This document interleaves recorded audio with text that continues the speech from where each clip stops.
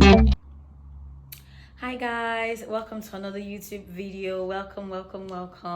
How was your day? Good morning, good afternoon, good evening, wherever you are. It's your favorite nurse again, back today, and as you can see, I am the only one here today. My husband is not around, so I'm going to be filming. I'm going to be bringing all the juicy tips. Welcome to new subscribers and returning subscribers. You guys are the realest. As you can see from the title of the video, I'll be talking about bits and the tips that you need if you're an international nurse, if you're based outside of the UK and you want to migrate into the UK. I'm just going to be giving us like the steps involved to just process your migration to the UK. Please, before we jump into the video, please subscribe, hit the red button, subscribe. Thank you. So without much ado, let's jump right into the video. So like I said in the first YouTube video I made, I'm an international nurse currently working in the United Kingdom. I did all my nursing training back home in Nigeria, School of Nursing, School of Psychiatry, and I'm going to be sharing some tips that you'll find helpful if you're planning to actually migrate to the United Kingdom to come and work. So if this sounds like what you want to hear or things that would be helpful, please stick around to the end of the video. So you might actually see me looking down just because I'm looking down at my notebook so that I won't forget any of the steps. All right, thank you guys. So I started working in the UK, or I started work in the UK in February 2021. In February. I moved to the UK actually in February 2021. I started my processing, I would say, around September 2020, so it wasn't something that actually took a whole lot of time. So I'm doing step-by-step process on how to make this happen if you're planning to move to the UK. Migrating to the UK actually involves a couple of exams, which I'm sure are new to some people. So the first exam is actually the IELTS. It's an English-based exam. It is actually required for nurses who are planning to come to the UK to work, irrespective of your specialty. So the academic, I'll say the academic module is actually what is required by the United Kingdom for internationally trained nurse. And this exam actually consists of 4 sections. There is the reading, there's the listening, there's the speaking, and there's the writing. But it is generally believed, and I know because I'm talking from experience, writing is considered the toughest part of this exam. But do not be scared, it is doable, in fact, in one sitting.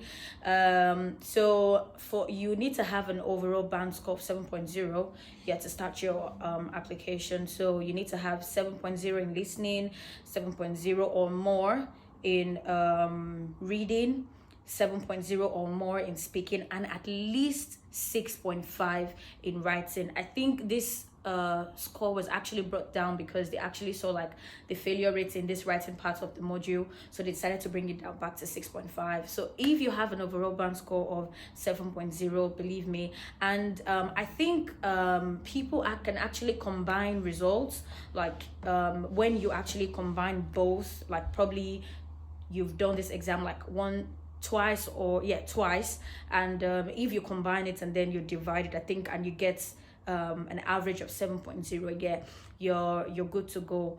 So after your IELTS, so what I did in my case was I actually started my NMCN verification process, because you know how things could be in Nigeria now, very long process. So I started my NMCN verification even before I took my IELTS, though I registered for my IELTS, and then I gave myself about 4 or 5 months to prepare because I just wanted to get it over with.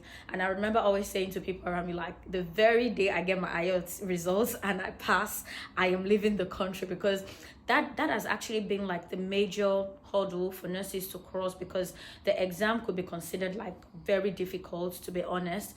And I think it actually requires a level of preparation, irrespective of the fact that we speak English and you might even consider yourself very fluent in English. So I actually did my NMCN verification, like I said, like 2 months before the exam or 3 months before the exam. And I think it cost me about 17,500 as at the time I did my verification. And I even had to pay like extra just to fast track. You know how these things are in Nigeria. And despite the fact that I paid for it to be fast tracked, it took 2 months for it to actually even come through.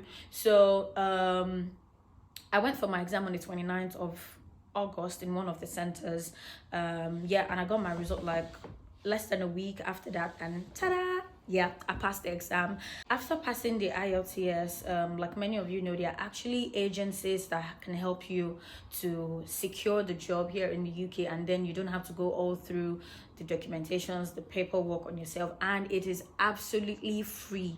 Beware of fraudsters. If there's anybody telling you you need to pay this amount for them to do your processing, it is a lie. It is a scam. The hospitals in the UK are in their need of nurses. They are willing to pay for your flights, your visa fee, everything, and they pay these agents in turn. So if you get anybody trying to tell you, oh, bring this amount, we're going to do it for you, it is an absolute lie. I did not pay a dime coming. So I'm going to mention the name of my agency. This is the MSI group, and they're really, really fast. Apart from myself, I actually know a couple of people that's actually coming through this agency, and a personal friend of mine that actually did recommend, and now she's in the UK. So after that, after I've gotten my my IELTS, before the next step ideally should be your CBT, but before you get to do your CBT, you need to get an authorization to test from Pearson, but that would not come through without your verification from NMCN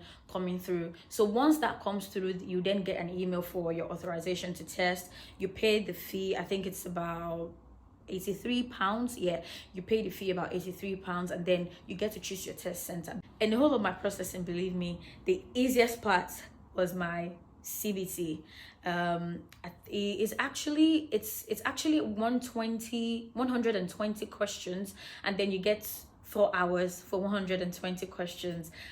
Like it was pretty easy. Like I tell my friends that are still waiting to write IELTS, like just go for the CBT first. That is easy to pass. Once you at least have an exam, or once you have something, like something you've passed, that might actually give you the motivation to get serious with IELTS. Just be determined to pass IELTS. Yeah, the CBT is very easy and all. So after I passed my CBT, and then I just reached out to these agents, and then they gave me options to choose from, like hospitals. I didn't know anybody in the UK, like a nurse in the UK that was like my personal friend that I could get like ideas from on where to go and all that. So I just picked the one that just appealed to me, like a mental health facility. So I picked this one in Bolton, precisely in Manchester, and in less than 1 week I secured an interview with them. The interview was actually, of course, virtually, because I'm still in Nigeria. I was still in Nigeria at that time. It lasted for over 1 hour, believe me, over 1 hour. It was like I was in the hot states. So I did the questions. It was just mainly mental health questions, because I applied to work as a registered mental health nurse and that. And after my interview, the agents just reached out and said, well, Olu, we should know your fate in 1 day, based on the response from the employer. And I was like, yeah, that's fine, but I think I actually did what I was supposed to, like, throughout the interview. And in less than 30 minutes she sent me my offer letter, and she was like, oh, they're willing to offer you and all that. So like, wow, that really came fast. So this time was already around October. Yeah, it was already around October. So the next phase then for me was COS, that's certificate of sponsorship. So ideally the hospital that's offered you the employment should actually process your COS, which they did. Yeah, so my COS was processed. Then I had to pay an application fee of £153. Yeah, I had to pay that £153. Note that all these fees that I'm mentioning are refundable when you get to the UK. So your IELTS fee, your CBT, your £153, even your TB. Yeah, that is another thing. Your TB test is actually one important document that you would also need. So another certificate you would need apart from the TB is also your police clearance. You can actually go to any police station, and even if they're not doing that, they're happy to refer you elsewhere. So my COS actually came through, I think few days to Christmas. Yeah, my COS actually came through. My flights was paid for. I went for my biometrics at the Ikeja Visa Center. I think just 2 days after New Year, I did it, and in less than 2 weeks, ta-da, my passport came back with my visa in it. I think this was already about towards the end of January, actually, like maybe the third week in January. And my ticket was bought, everything was bought. I had to read over my contract over and over again just to be sure that I'm not signing my life away. Yeah, and my flight was I think for the 2nd of February. Yeah, so I got to the UK on the 3rd of February, and it's been a journey since then. So another thing that could be a shock to people, like when they get here, because people say, oh, I've done the IELTS, I've done the CBT, I've done everything, and now I'm here and all that. Another thing that you guys need to understand is when you come here, you do not start working as a nurse immediately, because you still need to write like a board exam that certify you competent to work following the UK standard or being able to practice at the UK level. So for the first 2 months, I got to work as a senior support mental health worker. Yes, a senior support mental health worker, because I had to go through the process of my OSCE. Yeah, so this is just an exam where you're being tested on your skills of how to administer medication and all of that. I'm going to create another video like detailing what you should like what the OSCE entails and how you guys can go about it in another video.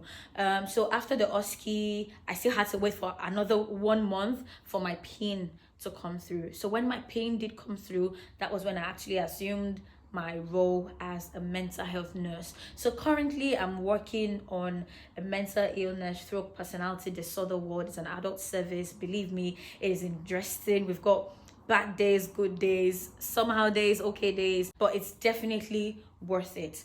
But another shocker is after you get here, you get to work as a senior mental health support worker, and then you get your PIN. You do not even start administering medications like immediately. You still need to do your medication competence, so they will know that yes, you can actually administer medication in a safe way, in the safest way possible. So most people, like take myself for example, like after I went through all these exams and then I'm here, my PIN, and they told me, oh, Olu, you still need to do your medication competence. I was like, what? Like, but then that's the reality of life. It's the United Kingdom. When you're in Rome, you behave like a Roman. So I had to do it. Like it was just one day, and I think it took me about 3 hours. It's just basically pharmacology and everything. Yeah, and after that, I started my work as a full-blown nurse, and believe me, it's been really, really, really, really interesting. So it took me about 3 hours to get through with the medication competence, and afterwards I just resumed my duty like as a full-blown nurse. And it's been fun, it's been it's been lovely since then. So yeah, so if you guys have any questions concerning any part of your migration to the UK, I'm happy to answer your questions. You can drop your questions in the comment section below. I'll also drop my Instagram handle, which is _favesitenurse. I will drop it on the screen so that you guys can see it. You can send me DMs, and irrespective of the stage where you are in your process of migrating, I'm happy to answer your questions. I'm happy to clear your doubts. And do not worry, even if you're not a nurse, or you've not done anything relating to healthcare and you still want to come to the UK to work as a care assistant, don't worry, I got you. I'm also going to be making a video detailing how you can migrate to the UK, even if you're not a nurse, to work as a senior healthcare assistant, or as a healthcare assistant, as a mental health support worker, or just as a care assistant in the UK. So I'm going to be making videos about that. Like I said, please do not forget to share, do not forget to like, do not forget to subscribe. Please, please, please, please subscribe and share it with your friends. You never might know who is going to find this helpful. Thank you guys for listening. Ciao, peace out.